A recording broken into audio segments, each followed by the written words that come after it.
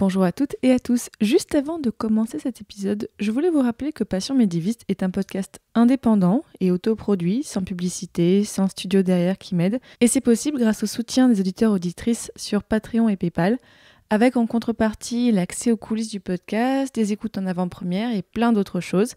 Donc je remercie toutes les personnes qui contribuent déjà, et ce mois-ci je remercie particulièrement Nabialek.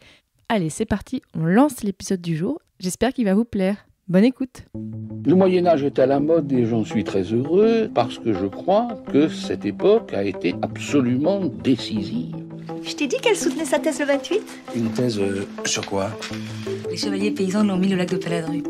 Au lac de Paladru ! Passion médiéviste, l'histoire médiévale vue par ceux qui l'étudient.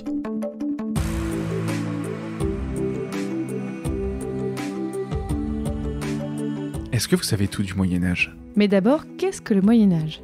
Vous pensez peut-être au château fort, aux chevaliers, aux cathédrales, à Charlemagne, mais ce n'est pas que ça. En général, on dit que c'est une période de 1000 ans, de l'année 500 à l'année 1500. Mais vous l'entendez dans ce podcast, il y a autant de définitions du Moyen-Âge que de médiévistes. Je m'appelle Fanny Cohen-Moreau. Je m'appelle Ilan Soulima. Et dans ce podcast, on reçoit des jeunes médiévistes, des personnes qui étudient le Moyen-Âge en master ou en thèse, pour qu'ils vous racontent leurs recherches passionnantes et qu'ils vous donnent envie d'en savoir plus sur cette belle période. Épisode 64. Fanny et les livres de cuisine à la fin du Moyen-Âge. C'est parti. Excuse-moi, mais il y a des gens que ça intéresse ?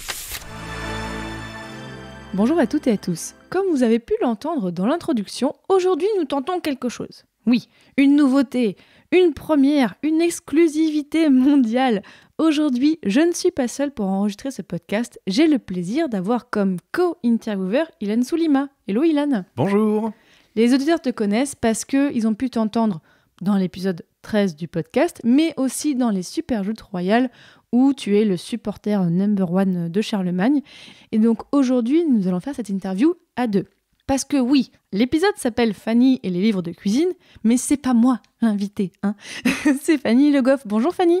Bonjour Fanny, bonjour Ilan. Bonjour. Fanny, on te reçoit aujourd'hui parce que tu as fait un mémoire intitulé Le Buer von Guter Spiese de Würzburg en 1347, culture manuscrite et culture culinaire à la fin du Moyen-Âge, soutenue avec succès et félicitations Merci. en 2021 à l'université Paris 1 Panthéon-Sorbonne et sous la direction de Joseph Morcel. Et d'ailleurs, tu es, alors on peut le dire, la deuxième morcélienne, en gros la deuxième élève de Joseph Morcel que nous recevons dans ce podcast, parce qu'on avait déjà eu Elena Lagriou dans l'épisode 38, qui nous avait parlé des rituels d'exécution. Alors déjà vraiment Fanny, pour commencer, il y a une question à laquelle on ne pouvait pas passer à côté. Donc tu t'appelles Fanny Le Goff. Est-ce que c'était pas un nom de famille qui te destinait à faire des études d'histoire médiévale ? Parce que, voilà, pour ceux qui ne le connaissent pas, Jacques Le Goff était un grand médiéviste. Voilà, d'ailleurs, on a un livre de lui à côté de nous. Donc, ce nom, Le Goff, est-ce que ça t'a pas un petit peu destiné ? Alors je vais répondre simplement. La réponse que j'ai toujours donnée quand on m'a posé la question, en répondant « mais tous les Le Goff sont de la même famille ». Ah bon ? Bien sûr. Mais en vrai, t'as pas de lien. Non, en vrai, il y a pas de lien avec Jacques Le Goff. Mais est-ce que tu savais que Jacques Le Goff, tu connaissais ce Jacques Le Goff médiéviste ? Est-ce que du coup, quand t'as commencé à faire de l'histoire, est-ce que ça a pu t'influencer ou pas du tout vraiment ? Alors au début, quand j'ai commencé la licence, je ne connaissais pas Jacques Le Goff. Ah. Et c'est par hasard, en me baladant dans une librairie, que j'ai vu Jacques Le Goff pour un autre Moyen-Âge. Et là, je me suis dit « ah, c'est curieux ». J'ai ouvert le bouquin, je me suis dit « je l'ai acheté ». Je l'ai lu et là, je me suis dit « ah oui, c'est quand même un grand médiéviste, ça alors ?» Et donc là, effectivement, ça a créé une coïncidence qui était assez sympathique. Et résultat, pourquoi avoir choisi de faire des études en histoire ? Alors en fait, c'est une passion que j'ai depuis enfant, vraiment. C'est-à-dire que même dès la primaire, ça a commencé avec l'Égypte antique, où j'ai découvert ça dans des bouquins. Et en fait, mes parents m'ont aidé à entretenir cette passion, où ils m'ont acheté beaucoup de livres, en fait, d'imagerie enfant. Donc j'ai eu d'abord cette période sur l'Égypte antique. Ensuite, à peu près au niveau du lycée, j'ai eu une passion pour les Mayas, que je passais tout mon temps à chaque fois au CDI à lire tout ce que je trouvais dessus. Et en fait, finalement, en filigrane, il y a toujours eu le Moyen-Âge, dans le sens où le Moyen-Âge aujourd'hui est présent partout. C'est-à-dire que dans la pop culture, il est là, et pas que. Même on en parle, ne serait-ce que dans l'adjectif moyenâgeux, on l'entend souvent, donc dans le sens positif comme négatif. Et finalement, quand je suis allée en licence d'histoire, j'ai eu un TD Donc vraiment en licence 1 sur le Moyen-Âge, et je me suis dit waouh, c'est ça que je veux faire. Et finalement, comment tu en es arrivée à choisir ce sujet dont on va parler aujourd'hui ? Ça a commencé tout simplement par le biais que j'aime cuisiner, et j'aime la cuisine, et j'aime manger. Donc je suis allée voir mon directeur de recherche, qui est Joseph Morcel donc, et après avoir un peu discuté, je lui ai dit, voilà, je veux travailler sur la cuisine médiévale. Est-ce que c'est possible ? Qu'est-ce que je pourrais étudier ? Et là, en fait, Joseph Morcel est revenu en me disant, là, il y a une source, mademoiselle Le Goff, prenez-la, faites-en ce que vous voulez, mais il y a une source, c'est à vous. Et là, je me suis dit, génial. Je vais pouvoir étudier la cuisine médiévale. J'avais une source, j'avais ma passion, et je me suis dit, maintenant, j'ai plus qu'à définir les bornes de mon sujet, et c'était parti. Et résultat, quel préconçu tu avais avant d'aborder le sujet ? Parce que la cuisine médiévale, voilà, on a des images en tête. Est-ce que toi, tu avais des images en tête ? Bah, évidemment, comme tout le monde, je me disais, un livre de cuisine, trop chouette. Bah, c'est comme un livre de cuisine d'aujourd'hui, sauf que les ingrédients sont différents, c'est un peu exotique, quoi. Bah, évidemment que non. Tu vas nous expliquer tout ça. Alors déjà, installons un petit peu le décor. J'aime bien qu'on fasse ça dans les épisodes, un peu qu'on comprenne le contexte historique à chaque fois. Quel est le contexte de l'époque que tu as étudié et géographiquement, où est-ce qu'on se trouve ?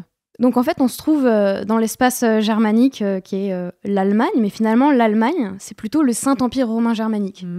Donc c'est-à-dire que c'est bien sûr à peu près les limites de l'Allemagne actuelle, mais beaucoup plus grand finalement. Et donc du coup, en fait, le Saint-Empire romain germanique est assez divisé. C'est un peu un mastodonte. L'empereur est à sa tête. Et finalement, entre toutes les provinces et les régions différentes, il y a des territoires très disparates et qui sont même des fois divisés. On trouve un maillage différent, dans le sens, il y a des principautés qui peuvent être laïques ou ecclésiastiques, il y a des comtés, et il y a des villes aussi. Et les villes qui, elles-mêmes, sont dirigées soit par un évêque, soit directement sous l'égide de l'empereur, ou soit elles peuvent être franches des fois. Mais elles sont toutes, en fait, quand même régies par l'empereur. Il y a cette unité globale sur tous ces mini-sous-ensembles. Alors oui, mais... Dans le sens où, en fait, il y a ce qu'on appelle la querelle des investitures, qui est... grosso modo, un conflit entre le pape et l'empereur pour savoir qui a l'autorité pour choisir et désigner les évêques. Bon, ça c'est un détail. Il y a cette contradiction entre le pape et l'empereur pour savoir exactement comment désigner et comment gérer et légiférer sur ces territoires. Donc en fait, finalement, entre des maillages différents, une autorité différente, bah en fait, le Saint-Empire romain germanique, c'est un peu Game of Thrones.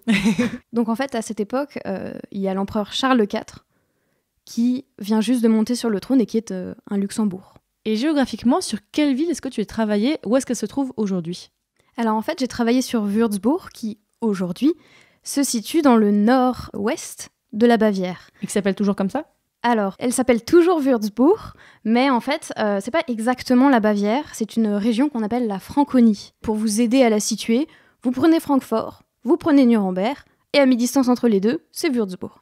Bon là c'est bon, on a bien compris le contexte historique et géographique. Alors Fanny, raconte-nous quel manuscrit est-ce que tu as étudié dans ton mémoire ? Alors j'ai étudié un manuscrit qui est nommé, donc je m'excuse pour vos douces oreilles, le Buch von guter Speise, si on traduit en français, le livre de bonne nourriture. Donc c'est un livre de cuisine qui date d'environ 1347-1350. Donc c'est une fourchette parce que la date n'est pas exactement connue. C'est déjà plutôt précis quand même, à 3 ans près, ça va. C'est bien une fourchette pour un livre de cuisine. Ce que je veux dire, la fourchette exactement, elle va en fait de 1345 à 1354. D'accord. Et c'est donc un livre de cuisine qui contient 101 recettes en moyenno-allemand. Le moyenno-allemand, c'est donc la langue de l'allemand médiéval en fait. Et résultat, matériellement, il se présente comment ce manuscrit ? Ah, alors ce livre de cuisine en fait... Pour commencer par une petite précision, il fait partie d'un manuscrit qui est plus grand. Finalement, ce livre de cuisine n'est qu'un chapitre. Il fait partie d'un ensemble plus grand qui s'appelle le Hausbuch, donc qui est donc un manuel domestique, non pas seulement d'économie. Le Buch von guter Speise, qui est donc... J'adore quand tu le dis. Vraiment. Donc ce livre des bonnes cuisines, que je vais des fois appeler Buch, pour faire plus court, est en fait une partie de ce Hausbuch, et ce Hausbuch est donc un manuscrit. Donc déjà, ça veut dire qu'il est écrit à la main, ce qui est magnifique. Il a une magnifique écriture gothique, très lisible, très belle. Et aussi, il est sur du parchemin, donc en peau d'animal. Souvent, c'était d'ailleurs, ça pouvait être du veau pour les plus riches, du mouton. Et ici, une particularité un peu allemande, c'est que c'est du porc. Et pourquoi ? Le porc était en fait plus consommé en Allemagne, donc on fait avec ce qu'on a sous la main. Donc en fait, le manuscrit est composé de folios. Des folios, c'est comme des pages, et il en a 286. Ah ouais. Ah oui, c'est quand même un gros manuscrit. Ouais, et il a beaucoup de chapitres sur des thématiques différentes. Et chaque chapitre, en fait, c'est comme si on avait un mini-livre sur une thématique complètement différente. Et sur ces 286 folios, seulement 20 folios sont alloués au boire. D'accord. Donc la cuisine n'est pas majoritaire, finalement. Mais en fait, ce manuscrit-là, il n'a pas déjà été étudié? Ou alors, pourquoi, en fait, s'il a déjà été étudié, le passage sur la cuisine n'a pas été étudié au point que toi, il y avait de la place pour que tu fasses un mémoire dessus? Alors, c'est-à-dire que souvent, ce manuscrit, le Hausbuch, dans son entièreté, a été étudié surtout pour une matière littéraire, pour les chansons de gestes, la littérature courtoise, parce que c'est ce qui compose en grande partie l'œuvre, mais pas seulement. Et en fait, ça, c'est un biais qu'ont eu les personnes qui l'ont étudié précédemment. Et la cuisine n'était pas encore très bien vue et pas encore digne d'être étudiée, ce qui est fort dommage. Mais il y a des gens qui sont là pour s'occuper de ça. Et finalement, en France, les ouvrages allemands, et particulièrement culinaires, ne sont pas trop étudiés. Je ne sais pas pourquoi, mais sûrement à cause de l'obstacle de la langue, etc. Et effectivement, c'est depuis peu que la cuisine est vraiment étudiée, parce qu'avant, c'était plus l'alimentation à proprement parler. Là, c'est vraiment depuis les années 1980 qu'en France, en tout cas, on étudie la cuisine comme un sujet qui est digne d'être étudié. Et visuellement, le manuscrit, il y a quoi, en fait? Est-ce que c'est que du texte? Est-ce qu'on a des illustrations? Je ne sais pas. Alors, en fait, il se présente sous la forme de 2 colonnes qui sont espacées de marges. L'écriture est donc plutôt très belle, écrite en noir ou en brun. Et pour faire ressortir des éléments différents, notamment les titres des recettes, et aussi d'autres titres tout au long du manuscrit, et on a utilisé l'encre rouge pour faire ressortir ça. En termes d'illustration, bon, pas de chance pour le livre de cuisine, il n'a pas d'enluminure. Mais il a tout de même des lettrines qui ont des arabesques. Par contre, dans le reste du manuscrit, il y a quelques dessins. Non pas non plus des enluminures, mais il y a quelques dessins. Et ce qui est assez amusant, c'est qu'il y a des endroits où il y a beaucoup de manicules. Donc les manicules, c'est des dessins de petites mains dans les marges, en fait, qui étaient destinés à attirer l'attention sur un élément particulier du texte, c'est ça? Exactement, exactement. C'est un peu comme nos surligneurs d'aujourd'hui, bah eux, ils mettaient des petites mains. et donc ça, il y en a beaucoup tout au long du texte, donc c'est assez plaisant à regarder. Il y a 2 endroits où on peut trouver des oies. Des oies? Oui, des oies, mais pas dans la cuisine. C'est fort dommage. Et des visages aussi, quelquefois. Mais il y a un endroit dans le manuscrit qui n'est toujours pas dans le livre de cuisine, mais dans le reste du manuscrit qui est magnifique. Il y a une carte de la Terre. Mais non. Si, absolument. Bah on la mettra quand même, je pense, sur le site pour que les gens puissent la voir quand même. Elle est modeste, mais ça montre les représentations médiévales, parce qu'effectivement, au centre de la Terre se trouve Jérusalem. Ah. Et résultat, en 20 folios, on met combien de recettes? Alors, il faut dire que c'est écrit en gothique. Donc, c'est une écriture très compacte. Magnifique, mais très compacte.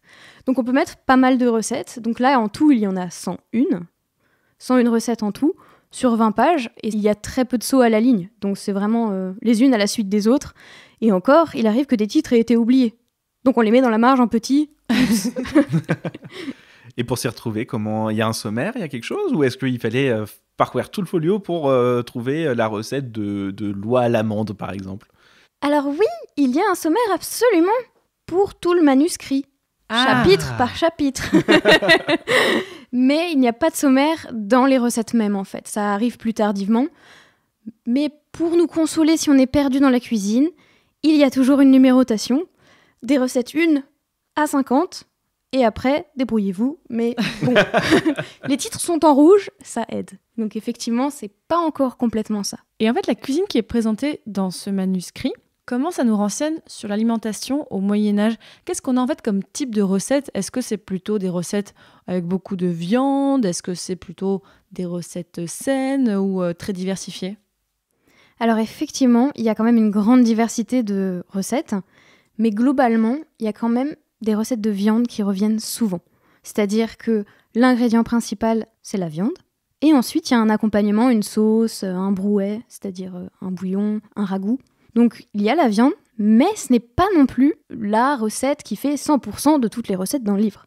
C'est-à-dire que l'ingrédient principal, c'est la viande, mais ça peut être aussi le poisson, comme il peut y avoir des plats végétariens. Des plats végétariens. Bah, c'est pas défini comme végétarien, bien sûr. Non, bien sûr que non. Mais en fait, l'Église imposait des jours qui étaient jeûnés. Le jeûne pour l'Église, c'est juste ne pas manger de produits animaux. Il y en avait beaucoup, il me semble, en plus dans l'année, non? Il y en avait énormément, en fait, des jours fériés au Moyen-Âge. Exactement, exactement. En fait, ces jours constituaient à peu près un tiers à la moitié des jours de l'année, selon les calculs de calendrier. Donc en fait, si les gens respectaient ça, ils mangeaient finalement assez peu de viande. Enfin, oui, un jour sur deux, ou c'est pas comme on l'imagine, de la viande tout le temps. Oui, c'est exactement ça. En fait, justement, ces jours-là, on ne devait pas manger de viande ni de produits animaux, sauf le poisson. Parce que le poisson est un ingrédient de la culture chrétienne. Donc, en étant l'acronyme de Jésus et aussi les épisodes de pêche miraculeuse, le poisson, c'est quelque chose qu'on a le droit. Mais les autres produits animaux, interdits. Qu'est-ce qu'on a du coup comme recette de poisson dans le livre? Alors, on a par exemple des brochets farcis, on a aussi des anguilles grillées, ou alors des lamproies même. Des lamproies? Oui. Et est-ce que tu as déjà essayé de faire une de ces recettes, toi, personnellement? Et comment? Et alors, résultat? Elles sont faisables? Alors, je n'ai pas fait les recettes de lamproie. Oh. Mais alors, elles sont difficilement faisables si on suit de A à Z la recette. Mais si on adapte un peu, parce que déjà, on n'a pas les mêmes conditions qu'au Moyen-Âge, donc ce sera forcément différent. Mais si on adapte un petit peu, et si on a un petit peu d'instinct culinaire, parce que des fois, il y a des zones de flou qui ne sont pas définies dans la recette, là, on peut arriver à quelque chose. Est-ce qu'on a des ustensiles particuliers qui sont nommés, qu'on utilisait au Moyen-Âge? Alors oui, effectivement. En tout cas, dans le livre de cuisine que j'ai étudié, il y a des ustensiles qui reviennent, notamment des marmites, tout ce qui est un peu casserole, qui sont suspendus au-dessus du feu. On a aussi des trépieds pour mettre les marmites au-dessus du feu. Ah oui. Ça aide parce que ça fait une cuisson différente. On a des poêles, des cuillères pour touiller, c'est important. Mais on a aussi des tamis pour avoir une texture différente, enlever les grumeaux, tasser quelque chose. Et donc, tu étudies la cuisine médiévale allemande. Est-ce que c'est très différent de ce qu'on pouvait trouver dans le Royaume de France, par exemple? Alors, il y a des nuances, c'est évident. Mais on constate quand même que par rapport aux cuisines actuelles, il y a beaucoup plus de différenciation. C'est-à-dire qu'en fait, la cuisine médiévale il y avait beaucoup plus de choses communes et de recettes communes, et finalement d'ingrédients et de façons de faire communes au Moyen-Âge en Europe que maintenant. Tu veux dire qu'aujourd'hui, il y a plus de spécificités selon les pays, alors qu'à l'époque, au Moyen-Âge, on pouvait manger un peu de la même façon à Paris et dans cette ville en Allemagne que je n'arriverai jamais à prononcer le nom, c'est ça? Exactement. Mais après, il y a tout de même des nuances. Donc il y a quand même quelques petits caractères qui font qu'il y a une cuisine allemande. Donc cette cuisine allemande, elle se caractérise par une triade de goûts qui est le sucré, le salé et l'acide, qui sont assez équilibrés parce que si on prend le Royaume de France, au contraire, c'est une cuisine qui utilise ces trois goûts, mais en fait en plus ou moins grande proportion. C'est-à-dire que dans le Royaume de France, on a surtout le goût acide qui domine. Alors qu'en fait, si on prend par exemple le Royaume d'Angleterre, là c'est une cuisine très sucrée qui prédomine. Donc c'est vraiment des nuances qui sont différentes. Et en même temps, on trouve aussi une cuisine qui emprunte des ingrédients en fait, qui sont consommés et cultivés localement. Donc des betteraves, des prunes pour l'Allemagne. Et une petite caractéristique qui va réjouir beaucoup de germanistes qui vont retrouver une caractéristique justement qui est encore commune à l'Allemagne aujourd'hui, c'est qu'il y a une beaucoup plus grande consommation de porc en Allemagne dès le Moyen-Âge par rapport à tous les autres pays.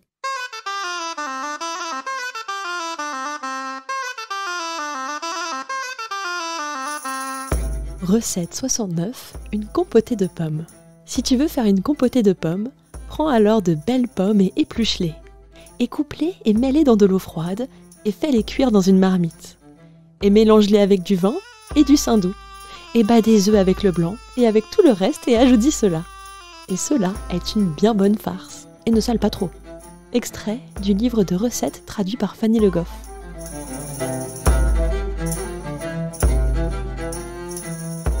Alors justement, quelles sont les recettes les plus communes au Moyen-Âge et que tu retrouves dans ton livre? Alors, je vais commencer par une recette qui, pourtant, est utilisée la plupart du temps pour les malades, le blanc-manger. Le blanc-manger? Oui, du coup, le blanc-manger, en fait, c'était pas du tout une recette créole comme on l'imagine aujourd'hui, mais en fait, à l'époque, on l'appelle blanc-manger parce que tous les ingrédients sont blancs. Et on l'utilisait donc pour soigner les malades qui avaient besoin de se requinquer. Donc, en ingrédients blancs, on a donc souvent des amandes, du lait d'amande, de la farine de riz, du sucre et des blancs de poulet. Ok, oui, vraiment juste le principe de la couleur, c'est tout. Le principe de la couleur, mais aussi un petit peu du goûteux quand même, dans le sens où c'est assez crémeux, c'est doux. Donc en fait, c'est un bon plat pour les malades.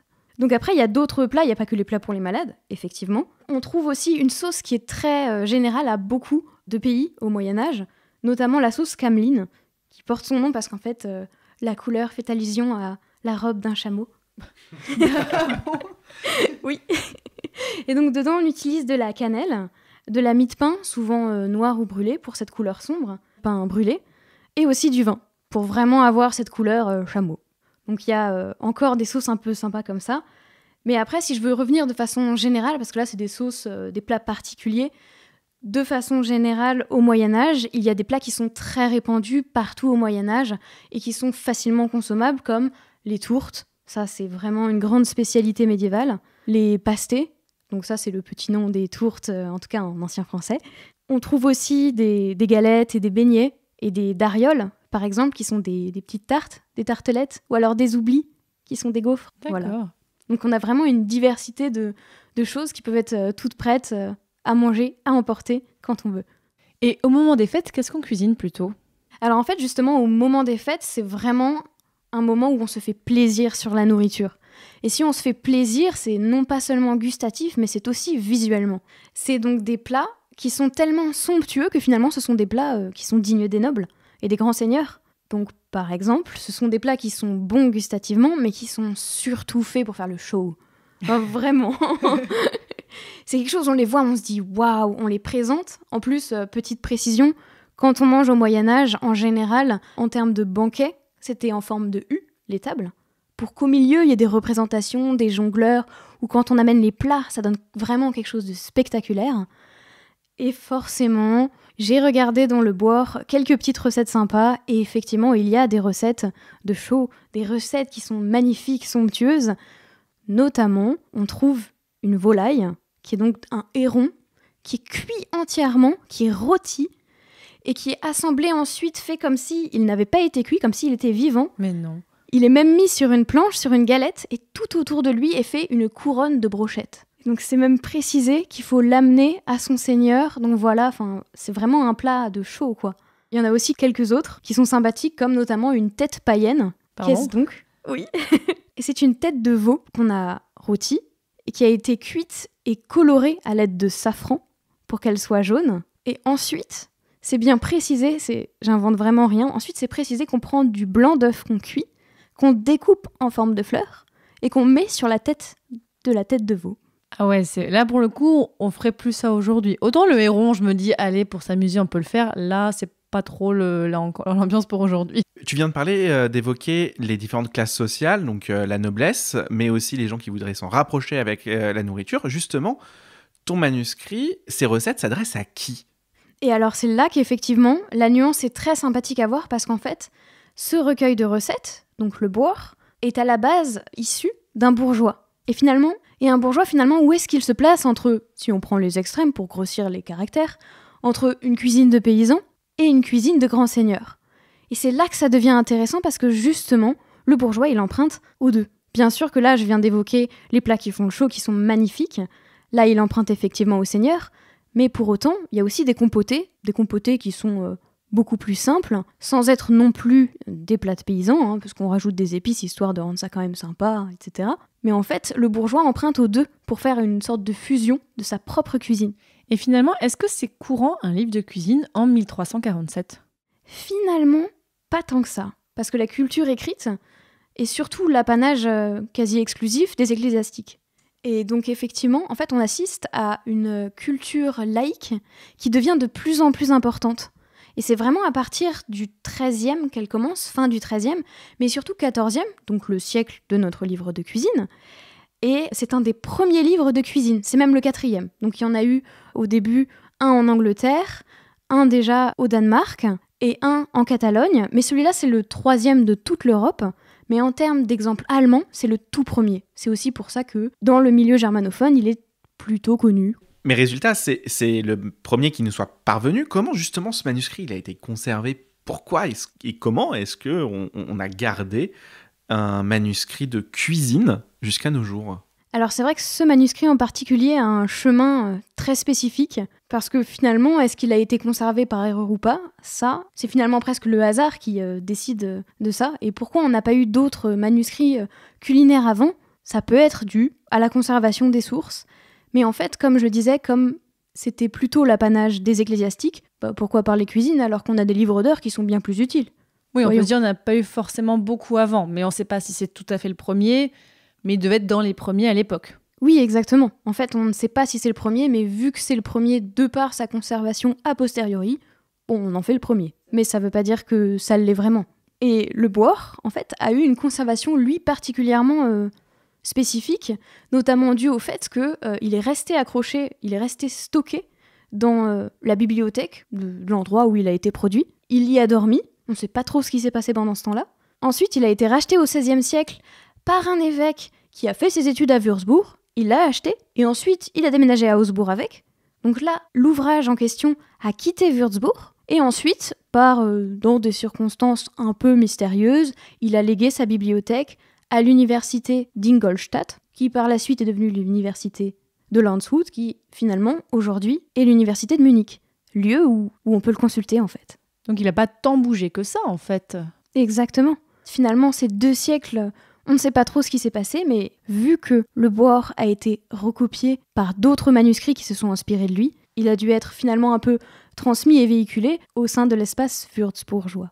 Et est-ce qu'on sait d'ailleurs qui a écrit ce manuscrit ? Ah, la question de l'auteur. Alors c'est un peu compliqué, parce qu'au Moyen-Âge, il n'y a pas d'auteur comme aujourd'hui, dans le sens où, finalement, l'auteur, celui qui écrit à proprement parler, c'est le copiste. Et donc, le copiste, en général, au Moyen-Âge, il laisse rarement sa signature en disant « c'est moi le copiste, les gars, j'ai fait un travail incroyable ». Et la question de l'auteur se pose, qui est à l'origine des recettes ? Là, la personne à l'origine, on suppose que c'est un cuisinier qui aurait soit transmis ses recettes à l'oral et les aurait dictées, et le copiste les aurait copiées, soit des recettes elles-mêmes recopiées d'autres manuscrits. Ça, on ne peut pas vraiment le savoir. Parce qu'en fait, on sait qui a commandé ce manuscrit. Tu dis tout à l'heure, c'est plutôt un bourgeois. Mais quels sont les objectifs de cet ouvrage ? Il y en a plusieurs, finalement. Parce que, tout d'abord, avoir un livre de cuisine, ça donne à rêver. C'est vraiment lire de la cuisine.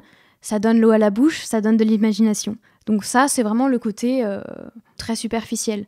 Mais de façon plus concrète, quand on a des modèles pour savoir quoi cuisiner, ça donne de l'inspiration, surtout quand on est bourgeois. On veut faire un banquet. Mince, qu'est-ce qu'on peut faire pour inviter l'évêque du coin ? Et c'est là qu'on se dit, notre héron entouré de couronnes de brochettes, il est là, il est incroyable, il va être magnifique. Donc effectivement, concrètement, ça aide à donner de l'inspiration. Et même les petites compotées, ou tout simplement des tourtes, peuvent être tout simplement mises en place comme idée qu'on donne à son cuisinier juste pour une recette du soir, de la journée, à tout temps. Et donc, résultat, c'est pas des compilations théoriques de connaissances, c'est pratique, c'est un sens pratique. Alors oui, c'est effectivement pratique, mais dans le sens où c'est aussi très culturel. Comme en fait, on arrive à un moment où la culture laïque prend son envol et prend en fait vraiment du poil de la bête. Finalement, c'est ce moment où on se met à mettre à l'écrit la cuisine parce que c'est un sujet qui est devenu digne de valeur. En fait, c'est quelque chose qu'on a envie de savoir, c'est quelque chose qu'on doit connaître. En un mot, c'est comme si aujourd'hui, c'est tendance la cuisine. Et si on regarde un peu les autres livres de cuisine de l'époque, parce que j'imagine que tu as un peu regardé ce qui se faisait, est-ce qu'on trouve différents types de livres de cuisine ? Alors, le genre culinaire, en fait, n'est pas encore fixé parce que, au contraire, on vient tout juste de mettre à l'écrit des procédés qui sont oraux, qui viennent d'une culture qui est orale, et donc c'est pas toujours évident. Et il n'y a pas encore de catégorie dans ce genre. Les recettes se ressemblent souvent, elles sont plutôt imprécises, vu qu'elles viennent d'une procédure orale, et surtout très pratiques, qui sont dans les gestes, donc à décrire pas toujours évidentes. Donc au début de l'essor de ces livres de cuisine médiévaux, il n'y a pas encore de catégorie. Donc c'est vraiment, on peut trouver autant du sucré que du salé. On sait que cette distinction, déjà au Moyen-Âge, elle ne vaut pas. Tout se mélange, il n'y a pas de problème. Et d'une autre part, en fait, la catégorisation, par exemple, un livre de cuisine qui ne montrerait que des boissons, ça arrive plutôt avec l'époque moderne. Et tu nous l'as dit, des fois les livres de cuisine se copient entre eux. Et là on retrouve un peu par exemple comme on peut voir avec les poèmes où les poètes se copient entre eux, là on retrouve pareil en cuisine. Mais oui, effectivement, en fait ils se copient entre eux. Dans le sens où les livres de cuisine sont des ouvrages qui circulent. Ils sont plutôt pratiques. Et dès qu'on en a un ou deux, par exemple on est bourgeois, on en a un ou deux. on le prête au voisin, qui lui va le faire copier, et hop, ah tiens, cette recette-là, elle est trop bien, j'ai envie de la faire, il copie, et donc soit une autre personne en fait décide de copier le livre intégralement, notamment pour le Bouor, il y a 3 copies du Bouor qui sont quasi intégrales, qui changent très peu. Ou soit, on est un bourgeois et on n'aime que certaines recettes, on réarrange à sa sauce, c'est le cas de le dire, et on recopie que les recettes qui nous intéressent. Et là encore, on a un exemple particulier avec le Bouor. 4 ouvrages ont copié le Bouor, mais de loin, ils s'en sont inspirés. Dans ton mémoire, tu évoques les recettes numérotées 53 et 54 qui décrivent des recettes improbables. Alors, ce que tu expliques, c'est qu'il y a une volonté d'humour de la part de l'auteur. Il y a donc pas de séparation des genres dans les écrits médiévaux. Aujourd'hui, on n'imaginerait pas un livre de recettes avec des blagues. Ce genre d'interaction entre les genres, elle est courante dans les livres de recettes ? Alors oui et non, dans le sens où, oui, les genres sont beaucoup plus fluides au Moyen-Âge. Ça, on le retrouve dans beaucoup d'ouvrages.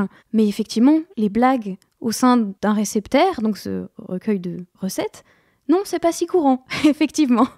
Je propose justement qu'on écoute une de ces recettes. Recette 54. Un bon mets qui est mangé avec plaisir. Si tu veux faire un bon plat d'accompagnement, prends alors une chope de transpiration.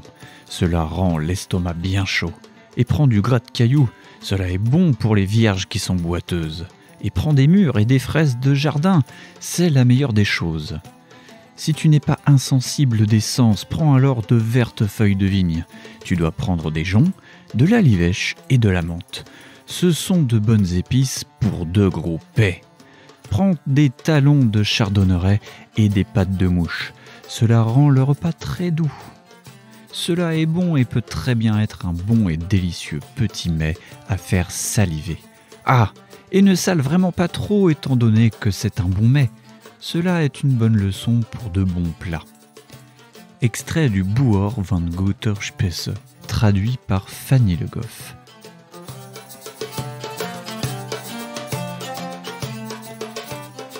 Donc là, effectivement, ce qu'on vient d'écouter, on n'a pas eu l'impression d'avoir écouté une recette de cuisine. Enfin, c'est totalement absurde.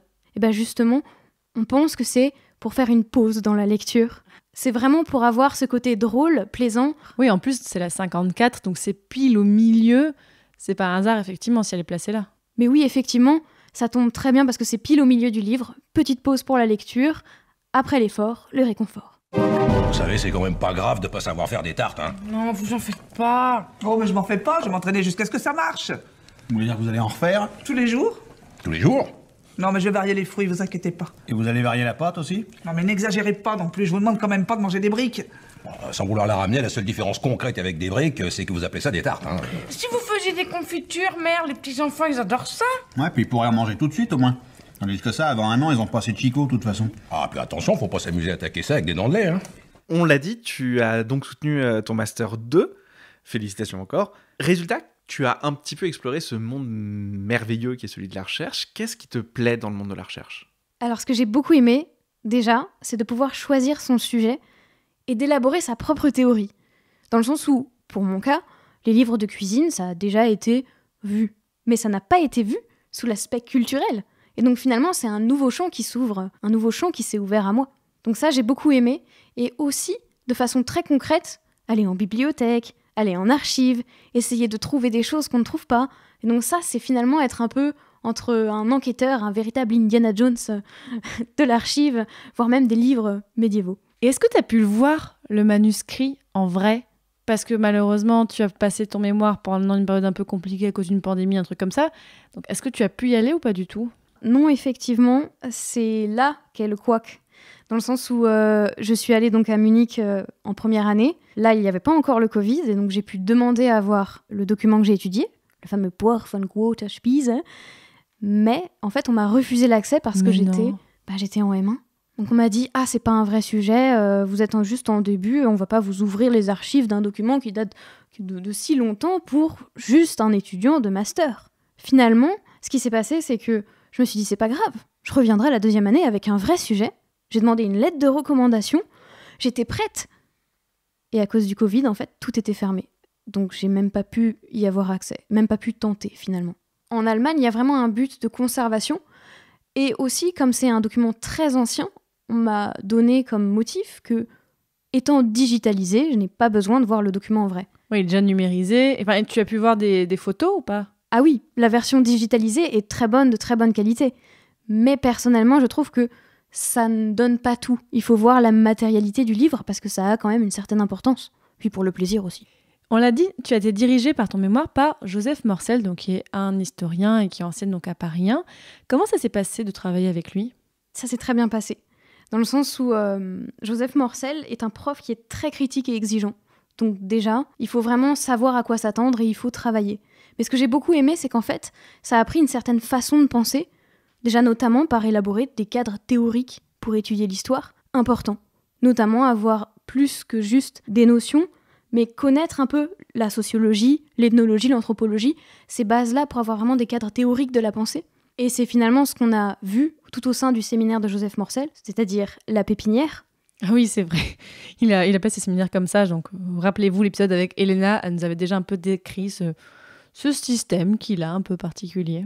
Effectivement, ce système-là nous a aidés, en tant qu'élèves de Joseph Morcel, à améliorer et à rendre notre pensée plus cadrée. J'ai beaucoup aimé avoir ça.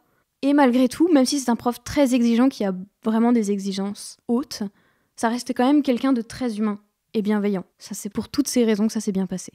Bon alors, un peu rien à voir, mais je voulais quand même avoir ton avis. Il y a un ouvrage qui est sorti il n'y a pas longtemps, qui a été écrit par Nota Bene, qui est une chaîne YouTube quand même assez connue, et le Gastronogeek, qui parle beaucoup de cuisine, donc, sur un livre qui s'appelle Cuisine Histoire, paru récemment chez Hachette, qui justement parle d'histoire et de recettes croisées. Est-ce que tu as vu des échos avec le manuscrit que tu as étudié ? Est-ce que ça t'a fait sembler un petit peu familier ? Alors bien sûr que ça m'a semblé familier, dans le sens où j'aime l'histoire et j'aime beaucoup la cuisine, donc ce sont des recettes que j'ai feuilletées avec plaisir. Mais il faut préciser avant tout, et c'est écrit sur la couverture du livre, que c'est un livre de cuisine inspiré par les grands personnages historiques. Ce ne sont pas des recettes comme ce que j'ai étudié, et encore heureux, parce qu'au moins, ces recettes-là, on est sûr qu'elles sont bonnes. Donc il y a vraiment toutes les périodes historiques, et ça s'alterne en fait de passages qui éclairent un petit peu le moment, et ça, en termes de vulgarisation, je trouve ça génial. C'est-à-dire, c'est un très bon cadeau de Noël. Après, bémol très personnel et non objectif, il n'y a pas de recette de mon époque. Ah oui. Pour le Moyen-Âge, on a du 5e siècle, du 755, 870, 1027, 1138, 1307, 1371, et non, on est déjà passé. Donc c'est vrai qu'il n'y a pas de ton époque en particulier, mais il y a quand même beaucoup de choses. Et ce que j'aime bien aussi dans le livre, c'est que c'est pas seulement l'Europe, en fait. Géographiquement, en fait, c'est assez diversifié. Mais c'est vrai que c'est incroyable, parce qu'en feuilletant, je suis tombée sur leur recette, qui est donc un bouillon à base de tofu, avec des fleurs de lys. Ouh. Incroyable. Fanny, depuis que tu as fini ton mémoire, qu'est-ce que tu fais ? Alors, je prépare actuellement les concours de l'enseignement. Donc cette année, le CAPES, et j'ambitionne l'année d'après, si tout se passe bien, de préparer l'agrégation, dans le but, donc, de devenir professeur d'histoire-géographie. Voilà, non pas que l'histoire, pas que le Moyen-Âge et les recettes, il faut s'élargir aussi. Donc tu veux vraiment enseigner, c'est pas un choix par défaut, parce qu'il y a beaucoup de personnes qui en fait se lancent dans des études d'histoire et en fait se disent bon bah allez je vais faire prof un peu par défaut. Toi t'avais vraiment envie d'enseigner. Oui, absolument. En fait je considère que l'histoire, déjà c'est merveilleux, mais l'histoire c'est quelque chose qui explique vraiment en fait les sociétés d'aujourd'hui. Ne serait-ce par tout ce qu'on a vécu, tout le passé. Ça nous aide à comprendre en fait comment on en est arrivé là. Et du coup, bah, c'est quelque chose qui devrait être démocratisé au plus grand nombre. N'importe qui, et même tout le monde, devrait, selon bien sûr mes idées, avoir accès à l'histoire. Et donc plus on en parle, plus on véhicule l'histoire, mieux c'est. Et comme c'est la coutume dans ce podcast, je vais terminer avec la dernière question. Quel conseil donnerais-tu à quelqu'un qui voudrait étudier la cuisine médiévale ? Alors pour la cuisine médiévale, déjà, si vous commencez, génial, allez-y, c'est passionnant. Mais surtout, c'est qu'il reste encore pas mal de choses à voir. Une historienne a recensé des manuscrits culinaires médiévaux qui n'ont pas été encore étudiés, et même qui sont juste, qui traînent au fin fond de catalogues d'archives, et qui n'ont pas encore trouvé de chercheurs à leur mesure. Donc ça, c'est très réjouissant, c'est-à-dire qu'en fait, il y a encore pas mal de choses à étudier. Et aussi le fait que la cuisine médiévale, surtout allemande, n'a pas été étudiée par les Français. Où est-ce qu'on peut retrouver cette liste si ça intéresse quelqu'un ? Donc on peut le retrouver dans l'ouvrage de Carole Lambert intitulé « Du manuscrit à la table, essai sur la cuisine au Moyen-Âge et répertoire des manuscrits médiévaux contenant des recettes culinaires » qui est édité chez Champion.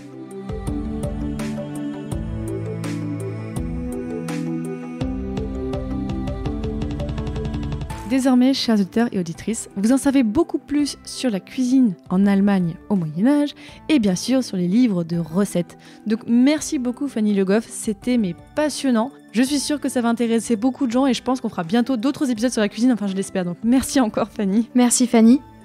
Merci Ilan. Et oui, merci beaucoup Ilan pour ce baptême du feu, d'avoir animé une émission avec moi. Je sais pas qui était le plus stressé de nous trois autour de la table aujourd'hui. Je crois qu'on l'était tous les trois. Un petit peu, mais merci Fanny et merci Fanny. Et je tiens quand même à dire merci beaucoup Ilan pour tout le travail que tu fais avec moi. Je tiens à dire, et j'en ai déjà parlé dans des épisodes à la fin si vous écoutez tous et toutes jusqu'au bout, c'est que depuis quelques mois, Ilan donc m'aide sur les épisodes, à faire les articles. Et mine de rien, moi qui ai fait ce podcast un peu seul pendant des années, d'avoir quelqu'un avec qui travailler grâce au soutien des auditeurs et auditrices qui me permettent de payer Ilan, et ça fait vraiment très très chaud au cœur. Donc si vous voulez contribuer à ce que Passion Médiéviste et les autres podcasts grandissent, n'hésitez pas à contribuer. Vous pouvez aller sur passionmédiéviste.fr/soutenir où je vous explique un petit peu tout. Et je voudrais remercier Luc, Mourad, Marion, Céline, Nicolas et Marie. D'ailleurs, tant que vous êtes sur le site, allez voir, on mettra un article en lien avec l'épisode du jour avec plein de références, on mettra des photos du manuscrit, on mettra plein de choses. Allez voir, une bibliographie pour celles et ceux qui veulent aller plus loin. Et tant que vous êtes sur le site aussi, profitez-en pour aller voir les autres épisodes de Passion Médiéviste. C'est la première fois qu'on parlait de cuisine dans ce podcast. Je sais que c'est un sujet que les gens demandent beaucoup, donc là je suis contente qu'on ait pu en parler. Et n'hésitez pas aussi à aller écouter les autres épisodes que je produis. Donc je fais Passion moderniste sur l'époque moderne et aussi Passion antiquité avec un S à antiquité pour parler vraiment de toutes les antiquités. Et les épisodes sont sur le modèle que vous venez un petit peu d'écouter avec des interviews de chercheurs et chercheuses. Et dans le prochain épisode de Passion médiéviste, nous parlerons des Vosges au Moyen-Âge. Salut! Ciao!